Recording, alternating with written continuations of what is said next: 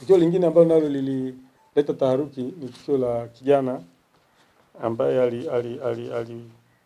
aliporwa pikipiki yake kule Masingini. Huyu ni anaitwa Ahmed Othman, ana miaka 30, mshirazi wa Hawaii. Lakini yeye ni bodaboda, anapaki Magogoni.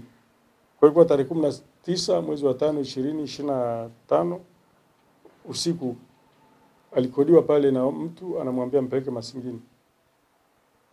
Alipofika Masingini, yule mtu akamkaba. Kumbe anajua wenzake wako maeneo yale, kuna sehemu kama ina fence hivi, akamkaba. Yule wenzake wako maeneo yale, wale wakatoka wakamvamia. Walikuwa vijana wawili, wakamvamia, wakamnyang'anya pikipiki yake.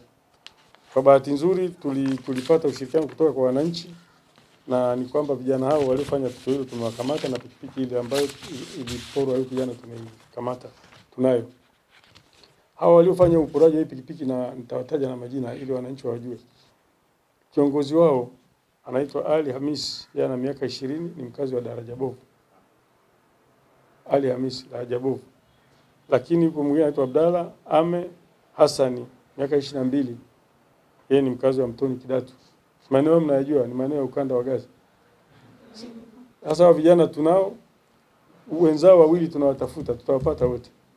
Na pikipiki ile tumeikamata yenye namba Z 829 TV ambayo ni aina ya TVS. Tumeishikilia, tunayo, ni kielezo, lakini mwenye nayo ameitambua kama ndio ile aliyoporwa. Kama mliona kwenye mitandao ya kijamii ilitoka ile. Lakini wito wangu tu ni kwamba sisi ni wananchi wa Zanzibari, wa Tanzania.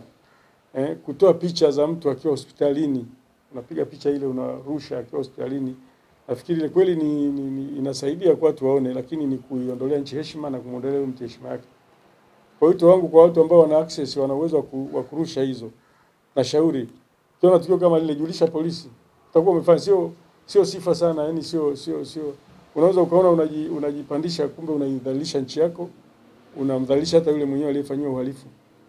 Lakini pia unadhalilisha hospitali zetu. Sababu ukitoa hospitali wakati inafanya matibabu ya mgonjwa, unaenda kinyume na mila na desturi za hospitali. Zile code of conduct ethics za hospitali. Haitakiwi mgonjwa tatizo lake likatangazwa, likaonyeshwa, ukampiga picha akiwa hospitali.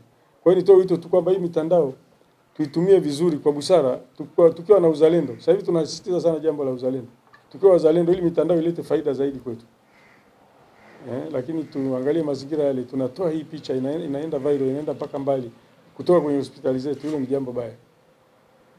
Baada ya kusema hayo, niseme tu kwamba mwezi huu wa 5 kuna matukio yalitokea hapa na pale, lakini yote tumeyadhibiti, mambo yanaenda vizuri. Na hakuna mhalifu ambaye atafanya uhalifu wa aina yoyote, uwe mkubwa uwe mdogo, akaachwa akaenda. Kama hivi umeona watu wamevaa hizo baibui tena kwa haraka baada ya kumuona mtu ana pesa, lakini kwa bahati nzuri tumeshirikiana na wananchi tumewapata. Lakini hao wamepora pikipiki, tumeshirikiana na wananchi tumewapata. Kwa hiyo sisi jeshi la polisi na wananchi tutahakikisha kwamba mkoa wa Mjini Magharibi unaendelea kuwa salama.